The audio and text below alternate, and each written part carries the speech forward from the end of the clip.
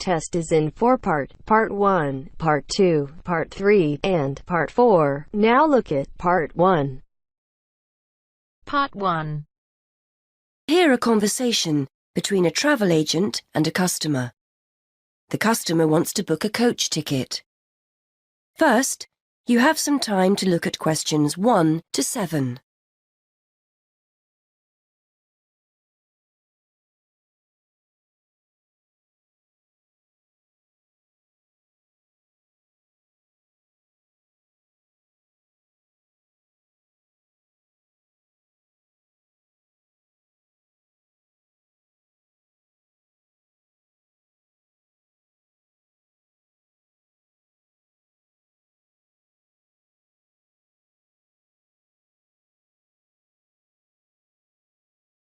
Now we shall begin.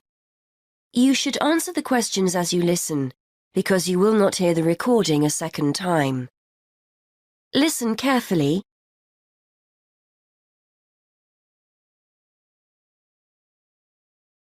Good morning. I'd like to book a coach to London. I was hoping you had something available this Saturday afternoon. Good morning, sir. Take a seat and I'll just check for you. Yes, we still have several free seats for Saturday. Where will you be leaving from? There are 3 pickup points in town: Main Street, Centenary Square, or the Central Bus Station. From Centenary Square, please. That's easier for me to get to than the bus station. And what time would you like to leave? There are coaches on the hour every hour, from 12 through till 6 p.m. Well, I'm meeting someone at the station in London and I need to be there for 4:30. So, which one would you recommend? Well, there's one leaving at 1 that arrives at Victoria Station at 4:10, if that's any good. Traffic is usually quite light at the weekend and the drivers tend to make good time, so I think you'd certainly be there for 4:30. OK, that sounds just right. I think I'll take that. I can always phone ahead if I'm going to be late. And when are you returning, sir? Actually, I'm not sure when I'll be coming back, so I won't book a return ticket, just one way. I can always book you an open return if you'd like. You can use this at any time within the next month, as long as you contact us first to reserve a seat. Well, there's a chance I might be getting a lift back, you see, so I'll just pay for one way. I don't want to buy a return if I don't need it. OK, no problem. Are you travelling alone? Just the one ticket, please. I'm going down to visit my daughter at university. My son's meeting me at the station, so it's a proper family reunion. Very nice. OK, well, I can book that for you if you like, sir. That'll be £23.50. Now, I just need to take down some details. Can I have your name, please? Yes, it's Matthew Upton. That's U-P-T-O-N. And your address? 34 Allesley Road. Allesley, that's A-L-L-E-S-L-E-Y. And your telephone number? 01732 558 997. And your email address? We'll use this to send confirmation of your travel details. matt257@yahoo.co.uk. OK, thanks. Before you hear the rest of the conversation, you have some time to look at questions 8 to 10.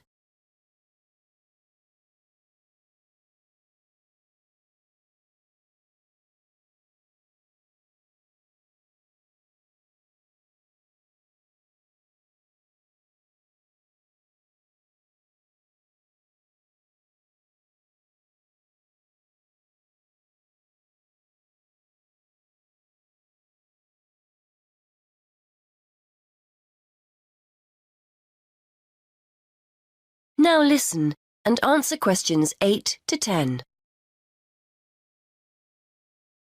Before I forget, I'll be taking a little luggage. Is there a set luggage allowance? We offer a very good luggage allowance.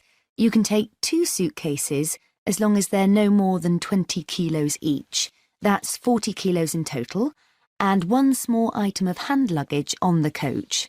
Most people find that more than adequate. Any additional items carry an extra charge of £10 for each bag. I certainly won't be taking that much, so I should be okay. I was worried I might be taking too much. Would you like travel insurance included with your ticket? It's an additional £2. No, I don't think so. No problem. It's not compulsory. OK. How will you be paying? Actually, I've been having trouble with my debit card today, and I've left my checkbook at home, so I'd better pay in cash. You'll give me a receipt, won't you? Certainly, and we'll send confirmation to your email address as well. So that's £23.50, sir. If you just wait a minute, I'll print you off a receipt.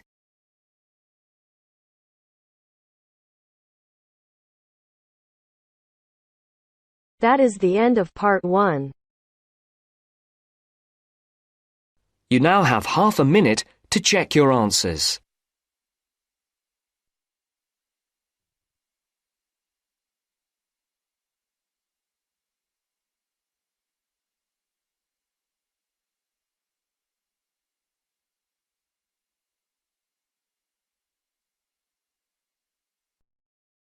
Part 2. You will hear the head teacher of a school giving a talk to parents about some new classrooms. First, you have some time to look at questions 11 to 14.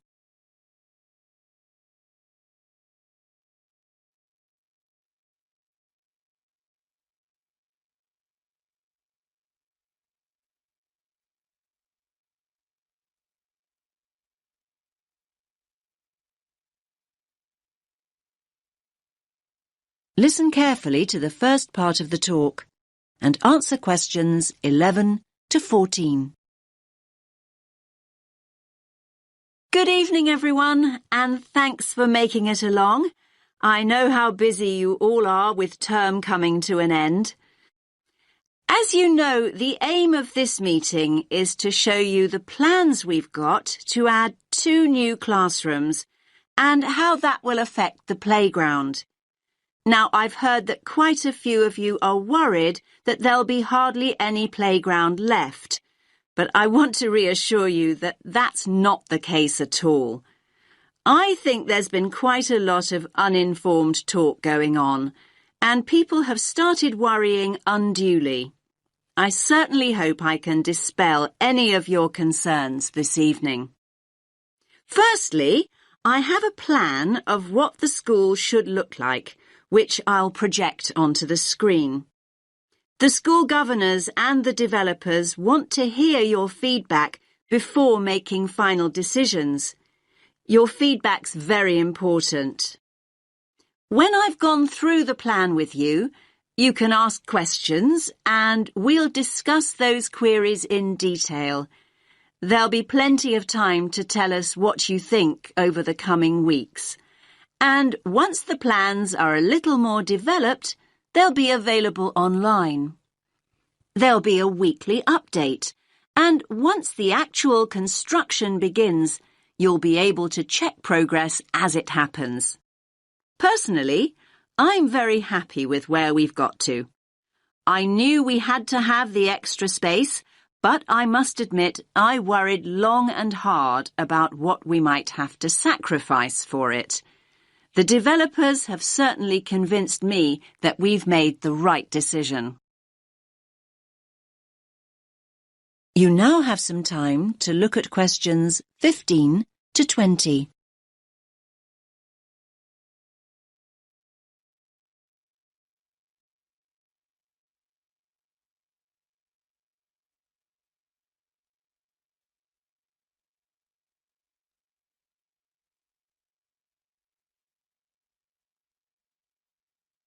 Now listen to the rest of the talk and answer questions 15 to 20.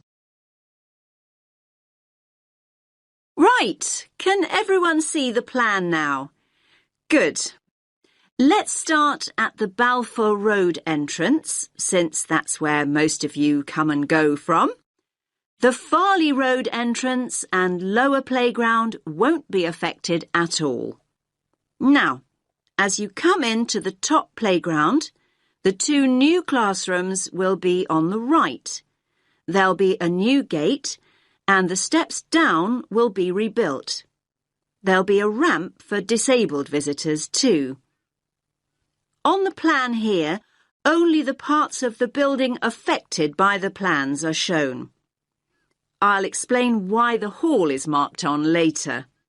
So, as I said, the new classrooms will be to the right of the entrance and, as you can see, will take up very little of the playground space. We feel the Year 6 children need their own area away from the younger children. So, this one on the left of the 2 rooms will be the new Year 6 classroom. As you can see, there's no direct entrance from the playground. The plan is to include a small entrance area here from the playground for coats and boots and so on. Entrance to the classroom will be from that area. There'll also be an additional entrance to the hall from this cloakroom, so children will be able to get to the hall from 2 different directions, from inside the main building and from the new entrance area. I hope that's clear. Now, as you all know, the hall doubles up as the cafeteria at lunchtime. One of the rumours I heard was that we're planning to dispense with the cafeteria and open up a snack bar. I can categorically state that replacing healthy school meals with a snack bar is not remotely in our thoughts. The other new classroom, that's the one with the playground entrance here, is going to be an exciting new venture for us. That's because its principal use will be for the preschool and after-school clubs. More and more parents want that facility outside school hours, and we need a dedicated space to run these activities. I think there were also worries about the nursery school, though I'm not really sure why, to be honest with you. I can tell you now that the whole area on the other side of the main school building will be totally unaffected. The nursery will continue operating as it does now. There will be a couple of smaller constructions, modernisation work really, down here on the other side of the top playground. Cycling into school is getting more and more popular, so we're replacing the old bike sheds with a brand new bicycle bay. There'll be space for 60 bikes. The children's toilets will also be modernised, and the children will be able to enter them from inside the school building rather than from the playground as they do now.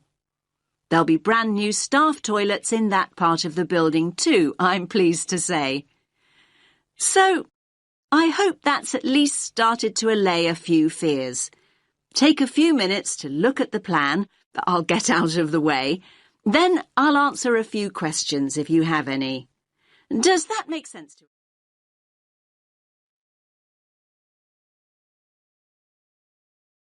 That is the end of part 2. You now have half a minute to check your answers.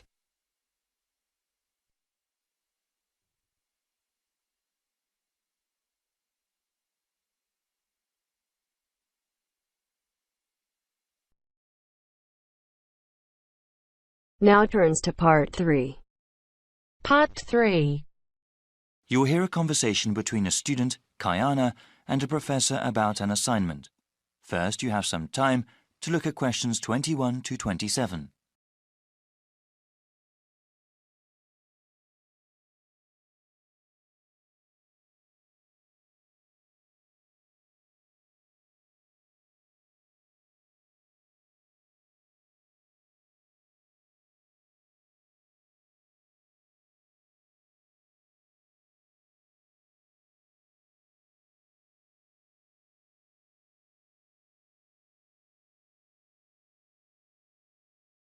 Now listen carefully and answer questions 21 to 27. Hi, Dr. Reed. Are you busy right now? Do you mind if I come in for a second? Hey, Kiana. No, I don't mind at all. Thanks. I just wanted to say that I'm enjoying your urban studies course and that I'm having some trouble with the first assignment. Okay, no problem. What do you want to ask? This is my first time writing a paper of this length. All right, what sort of trouble are you running into? Well, writing more than 10 pages is actually turning out to be quite a task. I've been rereading some of the material, and I'm just not sure how to approach the assignment. Yes, it takes some time to get used to academic writing assignments. More time than I expected, really. I also want to do a really good job on the assignment. I don't want to put a half-hearted effort into it. I'm glad to hear that. I'll say that these assignments get easier to manage as time goes on. That's a small relief. I mean, it gets easier to plan the assignment and to organize one's time, but it still takes hard work and a sincere effort to produce a good piece of academic writing. My role is to guide you to the readings I think are the most relevant and to give you tips on managing your time. Okay, could we talk about the readings then? Sure, we can go over them. I guess I want to ask about the Coal House text first. It seems like a pretty interesting book. But sometimes a bit over the top, no? I would recommend reading just the first part of the book.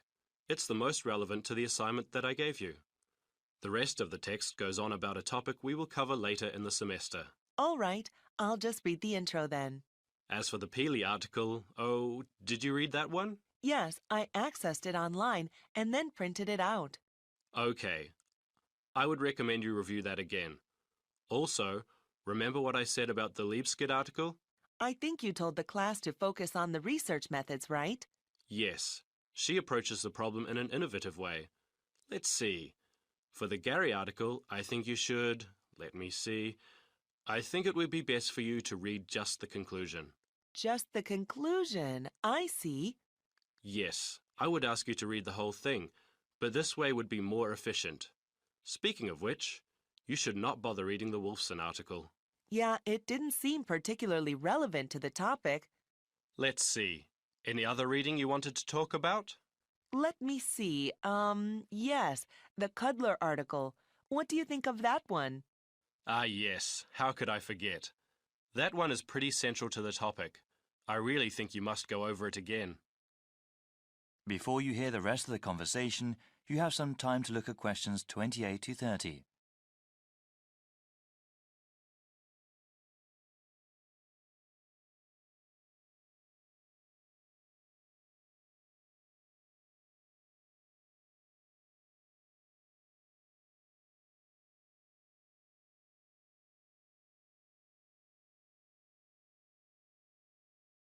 Now listen and answer questions 28 to 30. All right. Is there anything else you wanted to ask about? Yes, I wanted to ask about the line graph that you provided. It seems that the legend identifying the different parts is not there. Ah, it must not have been photocopied correctly. Here, let me explain them. They all represent percentages of the population in Manassas, okay? Line 1 here at the top is the percentage of people who were born in a foreign country. Born outside the country. Okay, and this one? The next line down, line 2 refers to the percentage of people with citizenship. All right, got it. Those making a middle-class wage are represented by the fifth line down. Okay, middle-class wage earners. And the line number 4? That is the percentage of people with a college education or higher. All right, and the one in the middle? That one is the percentage of population who are married and have children. Got it. Thank you so much, Dr. Reed. I really appreciate your help.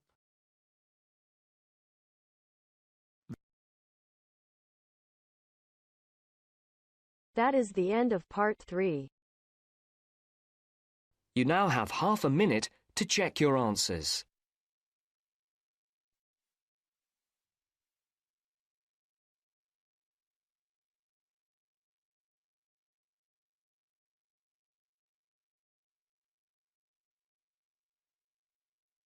Now turns to part 4. Part 4. You will hear the first part of one lecture, in a series of lectures about environmental issues. First, you have some time to look at questions 31 to 40.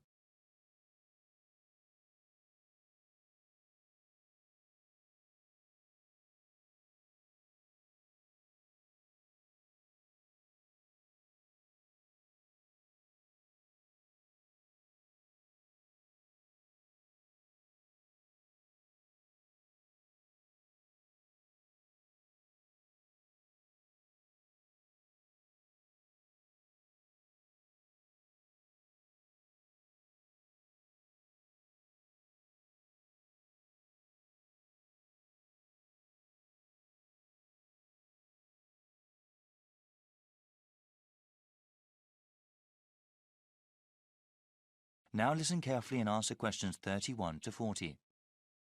In this lecture series, we have been looking at the most pressing environmental issues that the world faces. One of those issues, global warming, has become very fashionable to talk about in the past decade. Though I'm not trying to diminish its importance as a problem, it must be understood that the effects of an increasingly warm planet will not be seen for many more decades. One problem affecting the lives of people right now is the scarcity of water.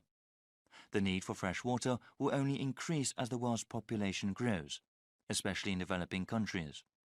In the future, changing weather patterns that come with global warming will only make the problem worse. People need water to drink, cook food, shower and wash clothes. Most of the planet is covered with water, but unfortunately only a tiny percentage of it is fit for human use. Of all the water in the world, less than 3% is fresh water. More than 2/3 of that remaining percentage is locked up in glaciers in Greenland, Antarctica and elsewhere, also unavailable for human use. The water vital for life comes from lakes, rivers, underground aquifers, rain and snow. This surface water, groundwater and precipitation is not disturbed equally across the Earth's surface. For example, Canada, which has about 0.5% of the world's people, contains about 10% of the world's readily available fresh water. Brazil makes up about 3% of the world's population, but within its borders contain nearly 12% of the world's freshwater resources.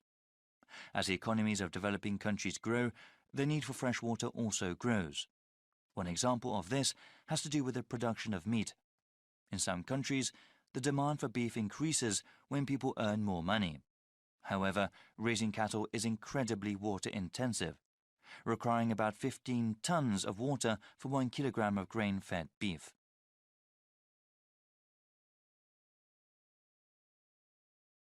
The scarcity of water has a direct impact on human life. When people are forced to walk many kilometers to the nearest source of fresh water, it may take hours away from their day. This, in turn, takes time away from school or from other productive work that helps the general economy. A number of solutions have been proposed to deal with the scarcity of water. Some of them are technological, like the construction of desalination plants. These plants convert brackish salty seawater into water fit for human use. They are very expensive to operate and maintain, though, and cannot meet the world's growing demand for water. Other kinds of solutions involve only a little technology or involve modifying individual people's habits. In a rural part of India, a village facing water shortage started collecting rainwater. A simple system allowed them to save water that fell over a large area and use it during dry periods. In the suburbs that surround the cities of developed countries, house owners are using xeriscaping techniques. The main purpose of xeriscaping, unlike traditional landscaping, is not to use supplemental irrigation. This requires the use of plants, shrubs and trees that are appropriate for the climate. In dry areas, this means planting ones that use less water. In the future, many countries will need to use a variety of these techniques in order to provide enough water for their citizens. Water security will be of utmost importance to those governments, especially in areas that are politically unstable.